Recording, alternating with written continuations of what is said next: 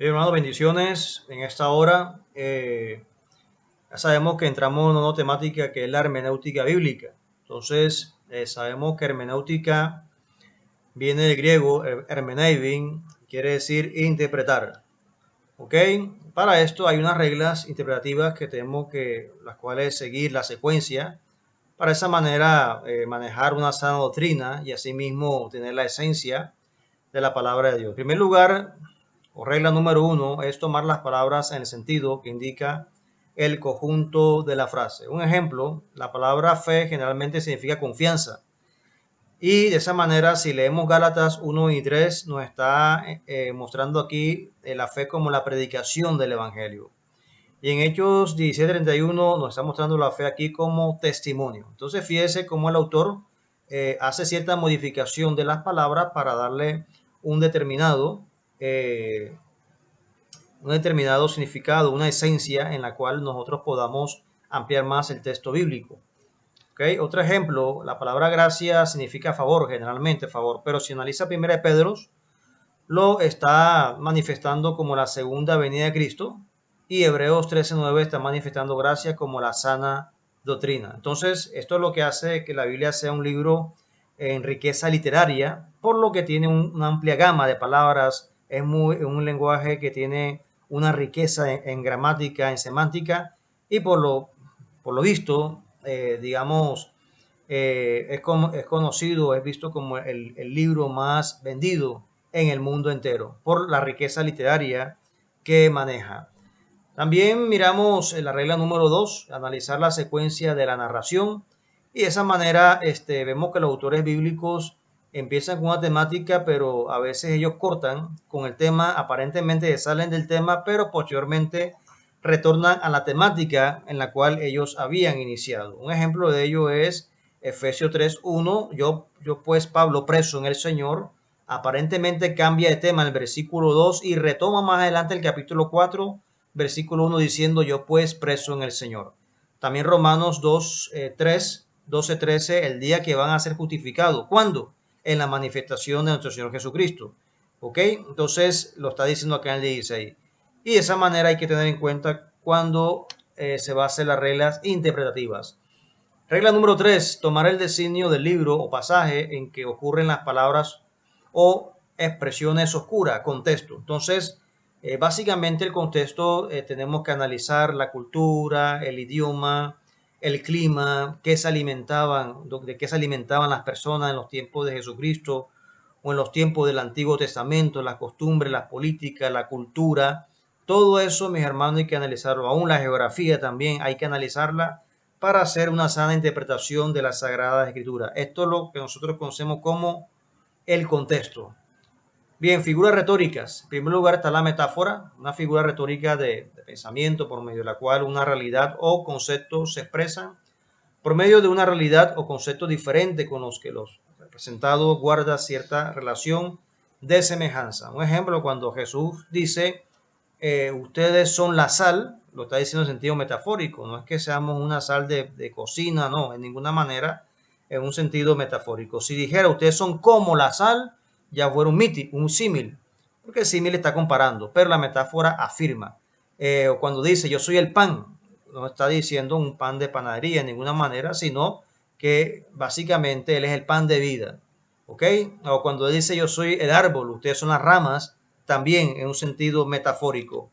Prosopopeya es un tipo de metáfora que consiste en atribuir propiedades humanas a un animal o algo inanimado. Lo vemos en Isaías 55:12, donde los montes levantarán canción y los árboles levantarán palmadas de aplauso. No es que los montes tengan boca para cantar o los árboles tengan manos para dar palmadas de aplauso. Lo está diciendo también en un sentido simbólico. Entonces vemos aquí la prosopopeya. La ironía es una figura literaria mediante la cual se da a entender lo contrario de lo que se dice. Y la ironía básicamente es como una indirecta, algo así como una indirecta. Primera de Reyes 18:27 es cuando el profeta Elías le dice a los profetas de Baal, quizás su Dios está dormido, quizás tu Dios está meditando. Entonces la palabra meditar aquí es un eufemismo. Un eufemismo ya le expliqué, digamos, lo utiliza la Biblia para no digamos, tocar un texto bíblico, una palabra que no suene tan grosera, la cambian por una palabra que suene como que más apacible o más adornada, digamos. Entonces, aquí lo que Elías lo que está haciendo es una indirecta a los profetas Baal. Y cuando dice está meditando, quiere decir que será que tu Dios está en la letrina o en el inodoro haciendo sus necesidades, pero para no decir eso, automáticamente la Biblia utiliza un eufemismo, o sea, está meditando. O el caso de rey Saúl, cuando David ya estaba para matarlo, ¿verdad? Dice la Biblia que estaba cubriendo sus pies, pero para no decir que estaba haciendo sus necesidades fisiológicas, usa un eufemismo, cubrir los pies. Entonces aquí el profeta Elías obviamente se estaba burlando de una indirecta, diciendo a los profetas de Baal, quizás tu Dios está en la letrina o quizás está meditando, básicamente una burla que le hace en estos momentos. Entonces hay que tener también en cuenta estas figuras retóricas, esta la interpretativa, la ironía, se ve también en la Biblia. El apóstrofe, figura retórica que consiste en cortar de pronto el hilo del discurso, narración, ya sea para dirigir la palabra con vehemencia, una o varias personas presentes o ausentes, vivas o muertas, hacer abstratos o cosas inanimadas. Según de Samuel 18:33, cuando muere el hijo de rey David, Absalón, y cuando de esa manera el rey David dice, Absalón, hijo mío, ¿cuánto diera estar en lugar tuyo, Absalón, hijo mío? Absalón, hijo mío. Ya Absalón había muerto, pero es como si estuviera vivo, o sea, expresándole las palabras a su hijo, pero ya en sí estaba muerto. ¿Ok? Eso es un apóstrofe, ¿verdad? O cuando usted enciende su carro, su motocicleta, y la motocicleta, digamos, con la llave quiere encender, pero no enciende, y usted dice, pero enciende, como si el carro estuviese escuchando la moto, pero ahí estamos utilizando también eso se llama apóstrofe, como tal, en figura retórica. Climas o gradación, figura que consiste en juntar en el discurso palabras o frases que, con respecto a su significado, vayan como ascendiendo o descendiendo por grados. Entonces, es la forma en la cual, cuando en los discursos, siempre tiene que haber una introducción, tiene que haber también un climas, mantenerse, digamos, como especie de una meseta y posteriormente, después de ese clima, ya ir como que descendiendo por grados. Esto se requiere como tal en un discurso para que de esa manera lleve una secuencia, un orden. Esto lo comparo como un avión.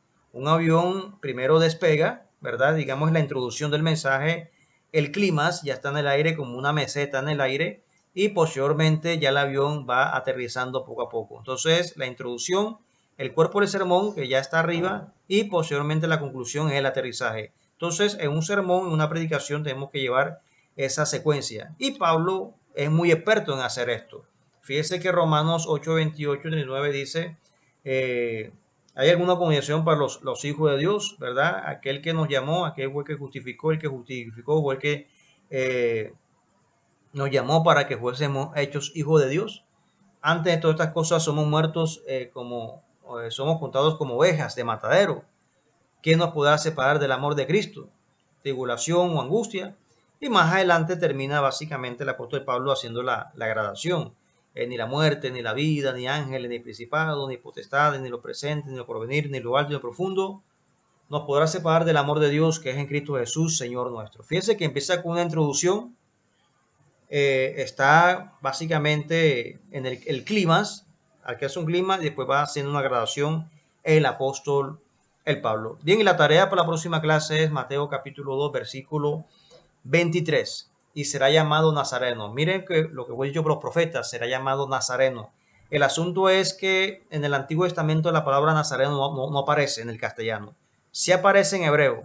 Y de esa manera usted va a investigar qué profeta dijo la palabra Nazareno en hebreo. Y de esa manera vamos a discutir esta temática en la próxima clase. Que mi Dios santo les bendiga.